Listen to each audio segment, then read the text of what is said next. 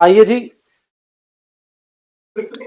आज हम नया अकाउंटिंग स्टैंडर्ड रिवाइज करेंगे। अभी अकाउंटिंग स्टैंडर्ड 26 इंटेंजिबल असेट। इस अकाउंटिंग स्टैंडर्ड में आने से पहले AS10 की नॉलेज होना बहुत जरूरी है। अगर AS10 आपको अच्छे से आता है तो ये अकाउंटिंग स्टैंडर्ड ज्यादा परेशान नहीं करेगा। ये बहुत इजी अकाउंटिंग स्टैंडर्ड है। ठीक है जी। सबसे पहले बहुत जल्दी से देखते हैं अकाउंटिंग स्टैंडर्ड्स कहाँ कहाँ पे एप्लीकेबल है, कहाँ कहाँ पे एप्लीकेबल नहीं है। ठीक है, और ये आपके MCQ में हेल्प कर सकता है। ठीक है, अब ये अकाउंटिंग स्टैंडर्ड का मेन ऑब्जेक्टिव क्या है? Recognition and measurement.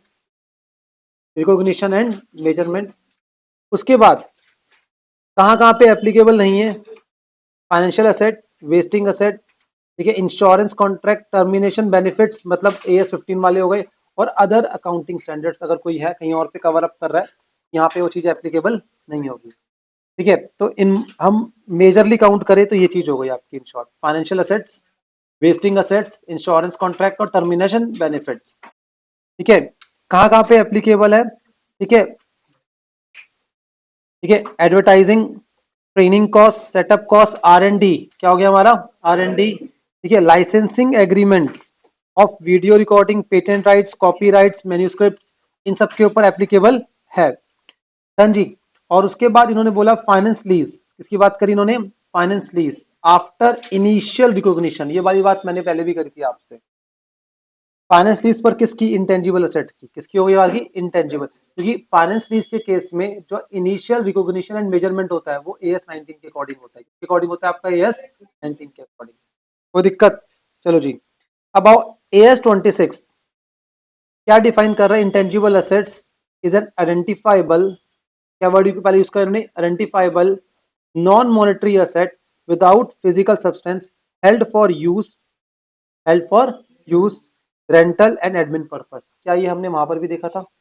AS10 में भी सेम डेफिनेशन थी, बस वो टेंजिबल थे। क्या थे वो? टेंजिबल। और इसकी जो कैरेक्टरिस्टिक्स है बड़ी इंपॉर्टेंट है, बिकॉज टेंजिबल असेट्स तो दिख जाते हैं ना सामने हमें, ये टेंजिबल है, ये टेंजिबल है, ये दिख गया, ये हम पहचानना उनको बड़ा आसान है। बट इनको आइडेंटिफाई करना मुश्किल होता है। It is very difficult to identify intangible assets.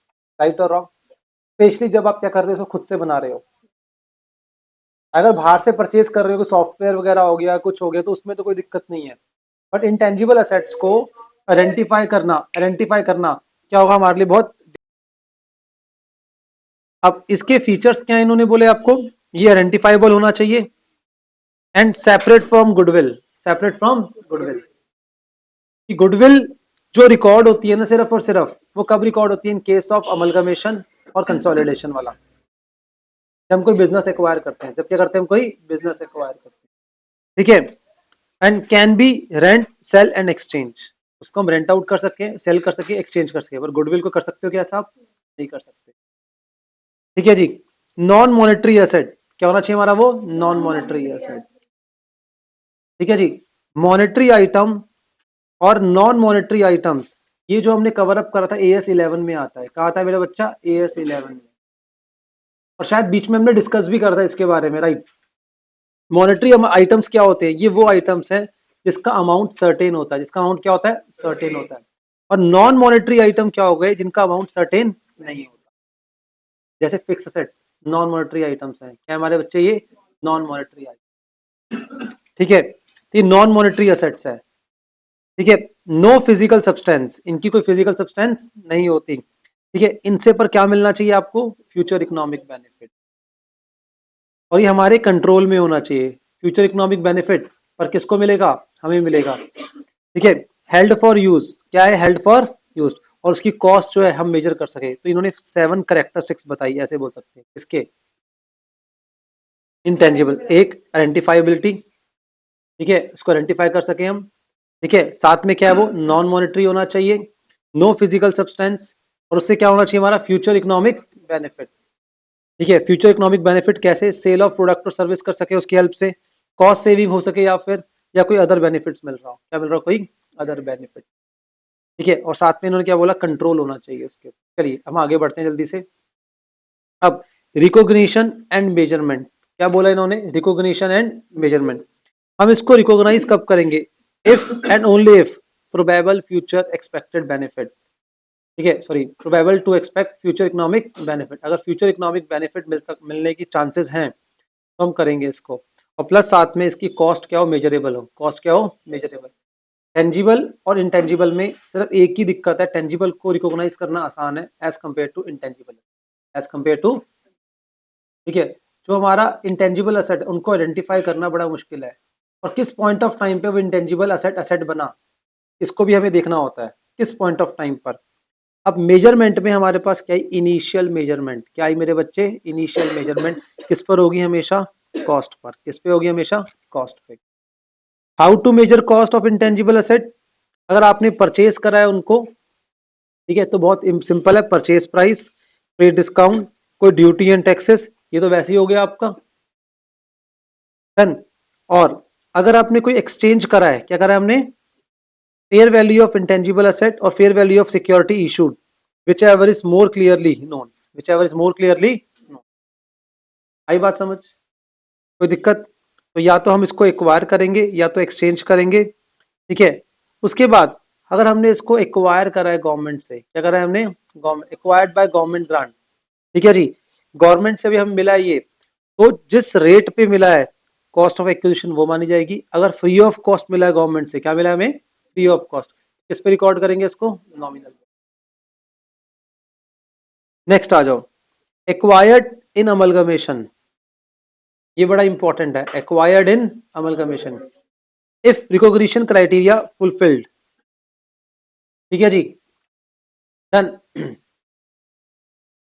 तो इस केस के अंदर इन्होंने क्या बोला आपको, कि अगर आपका परचेज मेथड है तो किस पे करेंगे इसको हम, फेयर वैल्यू पर, और मर्जर मेथड है तो ऑब्वियस सी बात है किस पे करते हैं हम, बुक वैल्यू पर, done ji.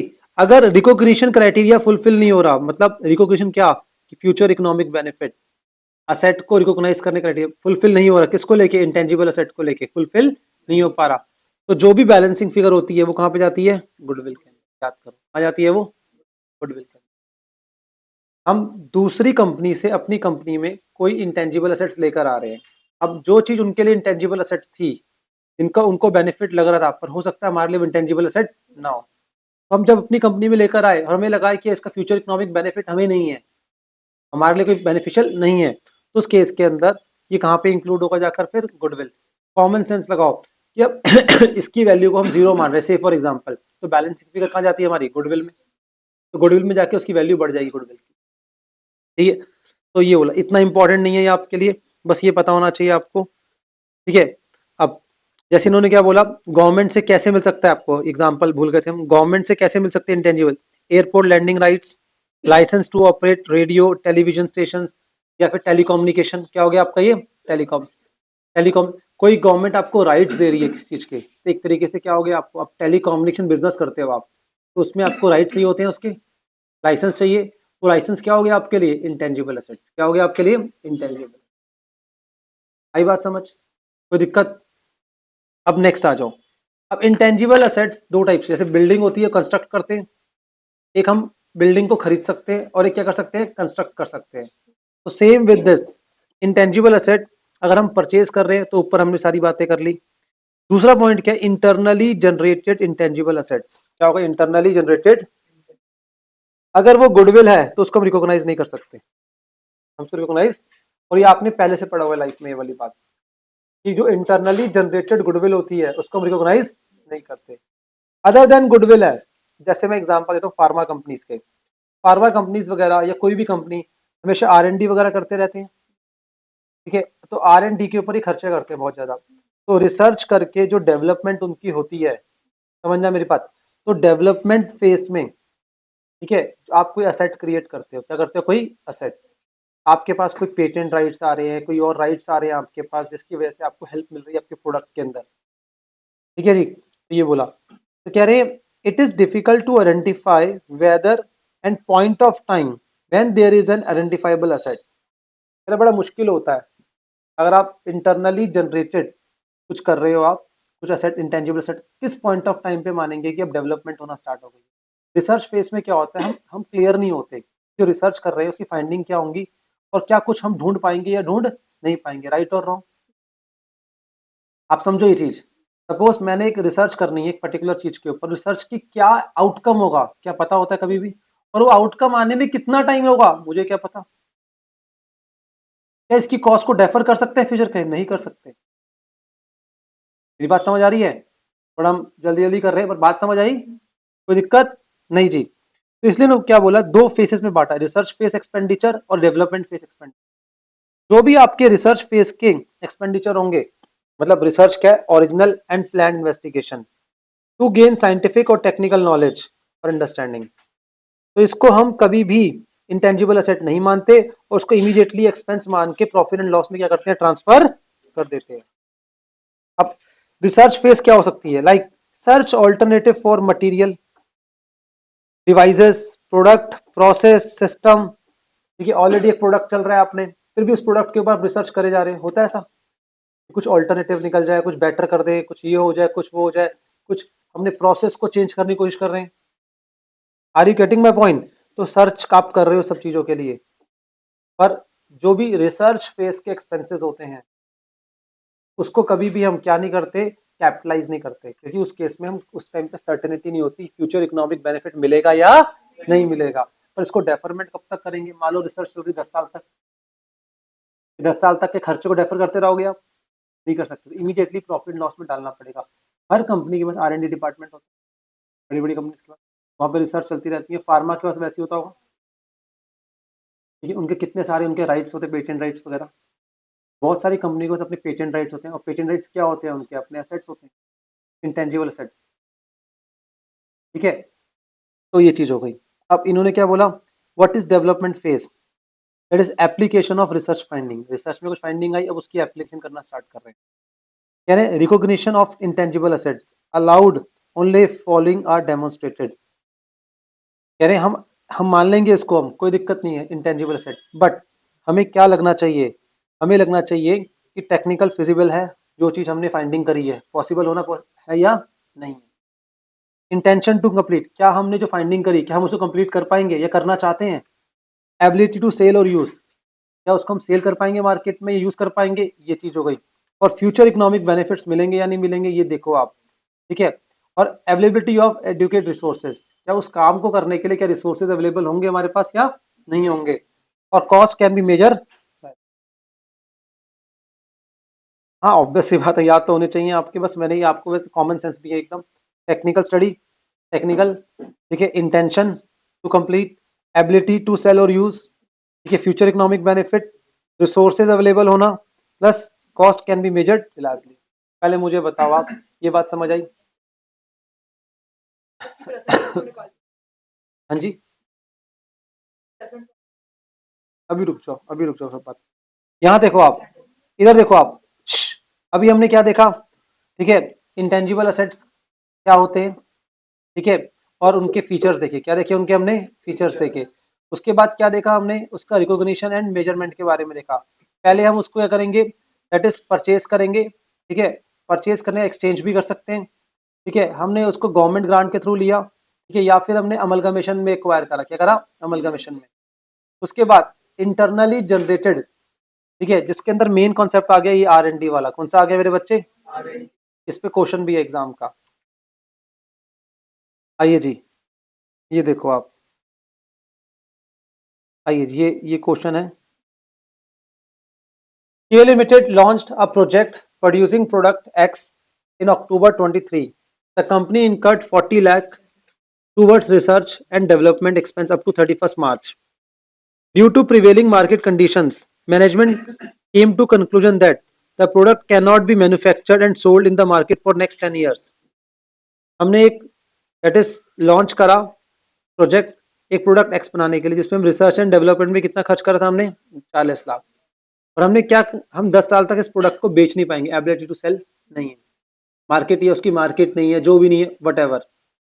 The management hence wants to defer the expenditure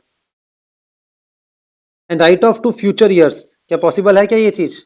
नहीं है, बस, ठीक है। ये hence the expense of 40 lakh on research and development has to be written off in the current year ending 31st। In short की story यही है। आई बात समझ? ठीक है, तो R&D वाला एग्जांपल्स यहाँ पे कवर अप कर सकते हैं, ये कोई दिक्कत? तो एक टॉपिक ये था आपका। उसके बाद certain expenses is not treated intangible expense, ठीक है, आपका expenditure on startup activities, training activities, ठीक है, एडवर्टाइजिंग एंड प्रमोशनल एक्टिविटीज, ठीक है, रीलोकेटिंग एंड रीऑर्गेनाइजिंग, इसको हम किसका पार्ट नहीं मानेंगे, इंटेंजिबल असेट्स का पार्ट नहीं मानेंगे। कोई दिक्कत?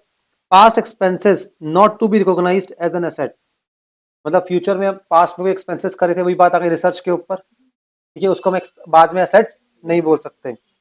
Expenditure on an intangible item that was initially recognized as an expense in previous annual financial statement or interim financial reports should not be recognized as a part of cost of intangible assets। ठीक है जी, तो ये चीज पहले एक बार अगर हमने expenditure किसी को मान लिया उस टाइम पे, उसके बाद हम उस टाइम पे क्या लग रहा था क्या कि कोई असेट बन के बाहर नहीं आएगा, तो बाद में उसको नेक्स्ट ईयर में कैपिटलाइज नहीं कर सकते। अब सब्सिक्वेंट एक्सपेंडिचर होंगे, ठीक है, इनिशियल रिकॉग्निशन आ गया, subsequent expenditure, generally subsequent expenditure यहाँ पे एक्सपेंस माना जाता है। AS10 में नहीं होता ऐसा, AS10 में चेक करते थे, ठीक है, unless subsequent expenditure provide future economic benefit in excess of original standard of performance. अगर आप प्रूव कर दो वहां पर सब्सिक्वेंट एक्सपेंडिचर से आपकी परफॉर्मेंस इंप्रूव हो गई है तो उसको हम कैपिटलाइज कर सकते हैं, अदरवाइज कैपिटलाइज जनरली नहीं करेंगे। ठीक है जी, बस ये हो गया आपका। ठीक है, ये पढ़ लेना एक बार, subsequent expenditure on this brands mastheads publishing titles customer list always recognise as expense. ठीक है, amortisation of intangible assets, next क्या आ गया, amortisation of intangible assets. Generally जो इंटेंजिबल असेट्स हैं इनकी लाइफ कितनी मानी जाती है, 10 ईयर्स, और इनके ऊपर जो हम फॉलो करते हैं वो फॉलो करते हैं SLM मेथड। क्या फॉलो करते हैं, SLM, जनरली ऐसा होता है। ठीक है जी, नहीं जी, देखो आप इसको मिनिमम 5 मैक्सिमम 10 जनरली करते हैं हम। ठीक है जी, तो ये चीज हो गई आपकी। अब factors affecting useful life of intangible assets, एक उनकी इकोनॉमिक लाइफ और एक क्या हो गई उनकी लीगल लाइफ। ठीक है, इकोनॉमिक लाइफ क्या, दैट इज जितना हमें बेनिफिट नजर आ रहा है उससे, that is called economic life. Legal life क्या हो गया, सपोज लाइसेंस मिला आपको, लाइसेंस मिला कितने का, 10 साल का, कितना मिला आपको, 10 साल का, ये क्या हो गई उसकी लीगल लाइफ, क्या हो गई उसकी लीगल लाइफ। आई बात समझ, डन। अमोर्टाइजेशन का मेथड क्या है, या तो SLM, WDV नहीं है, या फिर क्या बोले इन्होंने, पैटर्न ऑफ यूज। अगर पैटर्न ऑफ यूसेज क्लियर है तो ठीक है, अदरवाइज क्या फॉलो करोगे आप, SLM। जर्नली यहाँ फॉलो क्या होता है, SLM। जर्नली यहाँ पे रेजिडुअल वैल्यूज क्या होती है, यहाँ पे जीरो होती है। क्या होती है मेरे बच्चे, जीरो। जो इंटेंजिबल असेट्स हैं उनकी रेजिडुअल वैल्यू क्या होगी, जीरो। अदर देन जीरो अगर लेना है, ठीक है, तो अगेन आपको प्रूफ करना पड़ेगा क्या उसकी एक्टिव मार्केट है, ये वो थर्ड पार्टी है जिसको हम इंटेंजिबल असेट अपना बेच सकते हैं। ठीक है जी, तो ये चीज हो गई आपकी।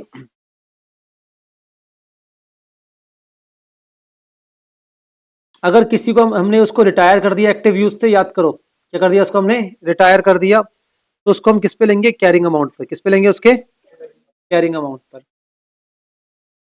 डिस्पोजल ऑफ इंटेंजिबल असेट, ठीक है, should be derecognised if disposed और when no future economic benefits, या तो आपने डिस्पोज ऑफ कर दिया या कोई फ्यूचर इकोनॉमिक बेनिफिट आपको नजर आ रहा नहीं है। जर्नली इसकी जो रेजिडुअल वैल्यू होती है बेटा वो तो क्या होती है, जीरो होती है ना। तो कुछ बातें जो अलग है यहाँ पे, ठीक है, डेप्रिसिएशन जो लगेगा वो SLM से लगेगा या फिर पैटर्न ऑफ यूसेज। उसके बाद मैक्सिमम जो लाइफ है इसकी 10 ईयर्स लेते हैं हम, उससे ज्यादा अगर एज्यूम करना होगा आपको, उससे ज्यादा एज्यूम करनी होगी आपको, ठीक है, तो उसको आपको बताना पड़ेगा, प्रूफ करना पड़ेगा। आपके पास लाइसेंस आ गया, राइट्स आ गए 20 ईयर्स के, तो आपकी लाइफ कितनी हो गई, 20 ईयर्स, तो कोई दिक्कत वाली बात नहीं है। और अदरवाइज क्या लोगे आप, 10 ईयर्स। रेजिडुअल वैल्यू इनकी जनरली क्या होती है, जीरो। आई बात समझ, तो ये चीज हो गई आपकी यहाँ पर। आइए जी, आई थिंक ये क्वेश्चन है आपका MTP1 Jan 23 का, Jan 25 सॉरी। ठीक है, और एक ये क्वेश्चन है हमारे पास,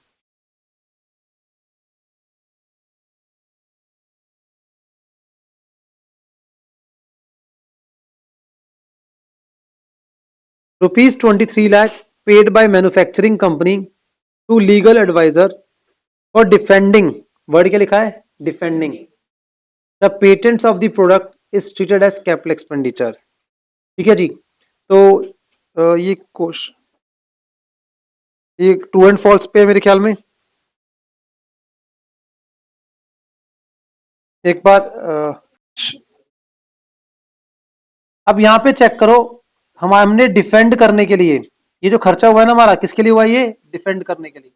ये कैपिटल एक्सपेंडिचर नहीं होगा, क्या होगा आपका? ये रेवेन्यू एक्सपेंडिचर। चेक करो क्या होगा आपका? ये रेवेन्यू एक्सपेंडिचर। ऑलरेडी हमारे पास पेटेंट राइट था, ठीक है, हमने सब्सिक्वेंट एक्सपेंडिचर करा। क्या करा हमने? Subsequent expenditure. और ये सिर्फ डिफेंड कर रहे हैं कि पेटेंट राइट्स हमारे हैं ये, ठीक है, हमने कोई चोरी नहीं करी। जनरली होता है ऐसा ही, ठीक है। तो ये चीज, during the year 23-24 company spend 7 lakh for publicity and research expenses on its new customer products, ठीक है, which was marketed in the same accounting year but prove to be failure. तो वैसे भी क्या मानेंगे इसको? नॉर्मल एक्सपेंस मानेंगे। क्या मानेंगे? Normal. Company spend 25 lakh in the past 3 years to develop a product. These expenses were charged to profit and loss since did not meet the AS26 criteria. In the current year, the approval of the concerned authority has received and company wishes to capitalize 25 lakh. कर सकती है क्या? अब मुझे बताओ, ये सारे point जो आ रखे हैं ये ऑलरेडी डिस्कस तो हो रखे हैं हमारे। A company with turnover of 200 crores and annual advertisement budget of 50 lakh has taken up marketing of new product by a company. It was estimated that company would have turnover of 20 crore from new product. चलिए जी, ठीक है। The company had debited the profit loss, ये क्या लिखा हुआ है आगे? तो इन्होंने जो ये स्पेशल मार्केटिंग करी है न्यू प्रोडक्ट के लिए, तो ये स्पेशल जो मार्केटिंग हुई है न्यू प्रोडक्ट, अभी पढ़ा था अभी हमने, ये कैपिटलाइज नहीं हो सकते। देखो आप, आपके जो यहाँ पे अभी हमने देखा था कहीं पर, एक मिनट रुक, ये रहा,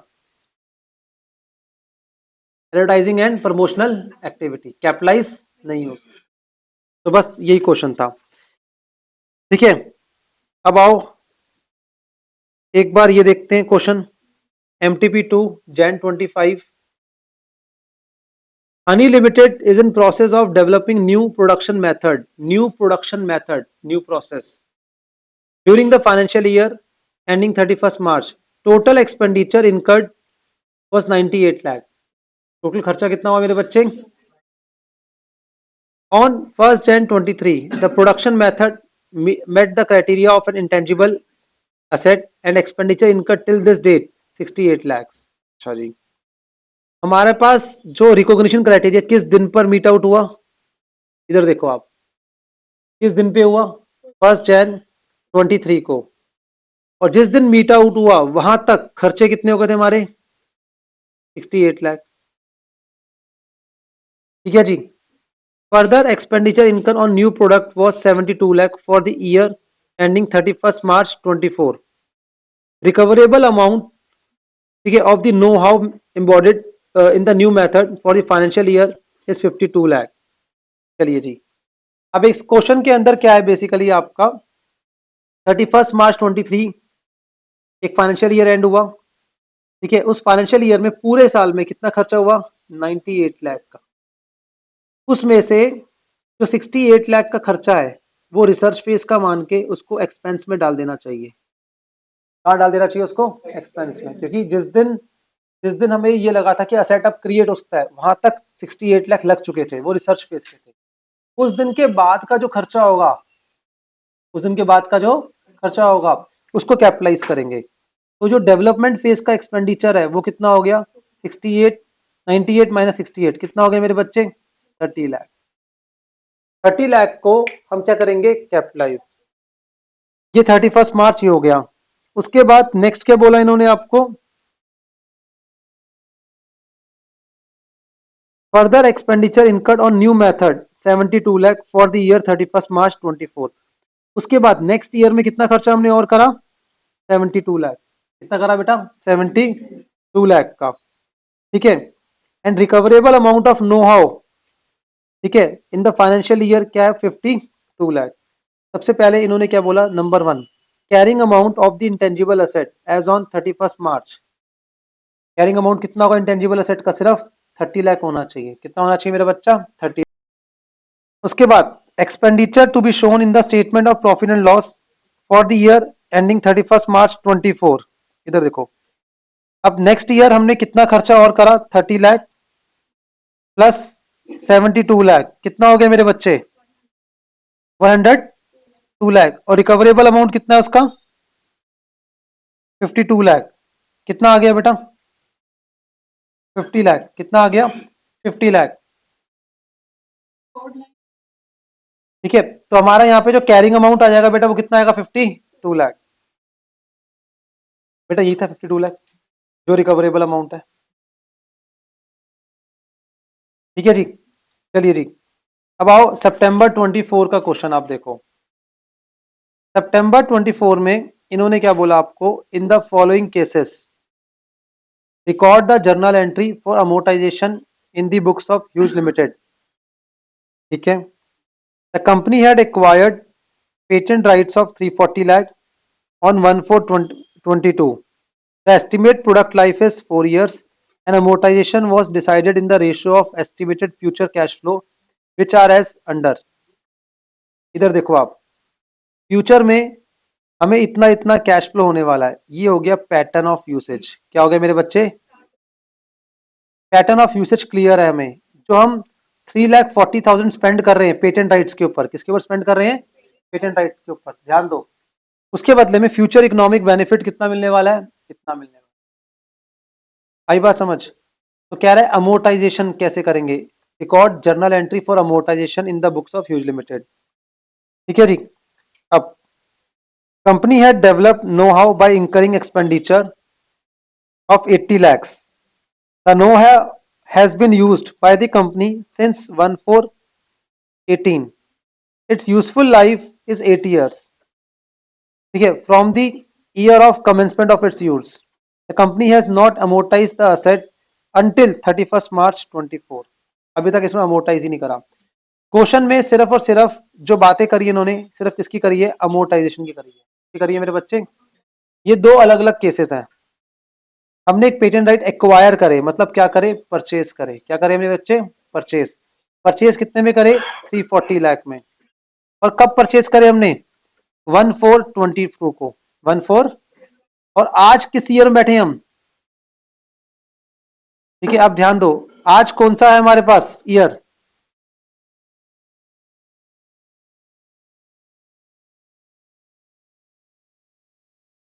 आज कौन सा ईयर, 31 मार्च 24। तो इसका मतलब सेकेंड ईयर की बात कर रहा है। ठीक है, तो हमें सेकेंड ईयर में कितना अमोर्टाइजेशन करना है ये देखना है। ठीक, और सेकेंड ईयर में सेल्स जो हुई हमारी, कितनी सेल्स हुई है बेटा, ये फ्यूचर कैश फ्लोज कितने हैं, 3,50,000, 3,50,000। तो हाँ, टोटल कैश फ्लो कितना आ गया, जल्दी निकालो। टोटल कैश फ्लो कितना आया इनसे, 140, 350, 280, 420। कितना आया, हाँ जी, 340 हमने खर्च करा। ठीक है, 340 लाख। और 1190 हम जनरेट करेंगे 4 साल में। 4 साल में हम कितना जनरेट करेंगे, 11,90,000। और सेकेंड ईयर कितना हो गया, 350। कितना है जल्दी बताओ। तो 31 मार्च 24 को कितना अमोर्टाइज करेंगे, कितना अमोर्टाइज करेंगे, कितना करेंगे, 340 डिवाइडेड बाय कितना हो जाएगा मेरे बच्चे, 11 इंटू 350। कितना आ गया, 100 लाख करेंगे सिर्फ। और एंट्री क्या होगी, statement of profit and loss to patent rights. कितना, 100 लाख, 100 लाख। अगर डायरेक्ट एंट्री या पहले patent right amortize to patent rights, तो इसको प्रॉफिट लॉस में ट्रांसफर कर लो, तो ये चीज हो गई। एक तो पॉइंट ये था। दूसरा पॉइंट क्या था, सेकंड वाला पॉइंट देखो आप, the company had developed know how by incurring expenditure of 80 lakh. कितना खर्चा करा बेटा हमने, 80 लाख का। The know how has been used by the company since 1/4/18 and the useful life is 8 years from the year of commencement to its use. ठीक है, जिस year में हमने यूज करना स्टार्ट करा तब से लेके आज तक, ठीक है, उसका क्या है, 8 साल उसकी लाइफ है। अब company has not amortize the asset until 31 March. अभी तक कुछ अमोटाइज ही नहीं करा भाई, क्यों नहीं करा आपने, गलत बात है। ठीक है, तो हमने परचेज कितने करा था इसको, एक्सपेंडिचर कितना इनकर करा उसके ऊपर, 8 लाख, 80 लाख का ना, 80 लाख करा था। और कब करा था, 1/4/18 को, 1/4/18 से लेकर आज 31 मार्च 24 हो चुका है, 31 मार्च 24, सर 5 साल हो गए हैं। ठीक है, कितने हो गए, 6 साल हो गए, सॉरी 6 साल हो गए, तो डिवाइड बाय 8 मल्टीप्लाइड बाय, ठीक है, आपको 6 ईयर्स का अमोटाइजेशन करना चाहिए। आप कितना आ गया आपका ये 60 लाख। ठीक है, तो ये चीज आप